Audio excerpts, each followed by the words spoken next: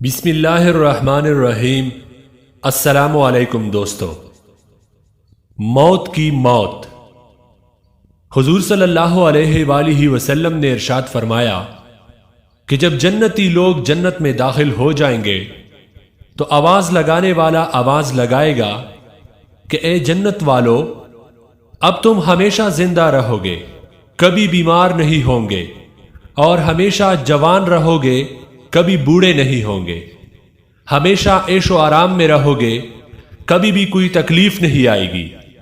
اور یہی مطلب ہے اللہ کے قول کا کہ تم کو آواز دی جائے گی کہ تم کو تمہارے اعمال کے بدلے میں اس جنت کا وارث بنایا گیا ہے۔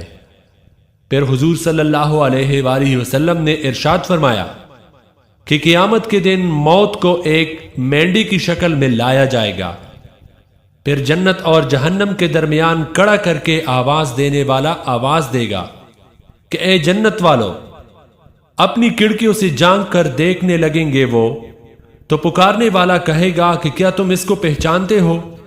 وہ دیکھ کر کہیں گے کہ ہاں، یہی تو موت ہے جس کو سب لوگوں نے دیکھا ہے۔ اسی طرح جہنم والوں کو آواز دی جائے گی کہ اے جہنم والو، کیا تم اس کو جانتے ہو؟ وہ دیکھ کر جواب دیں گے کہ ہاں، یہی تو موت ہے جس کو سب لوگوں نے دیکھا ہے۔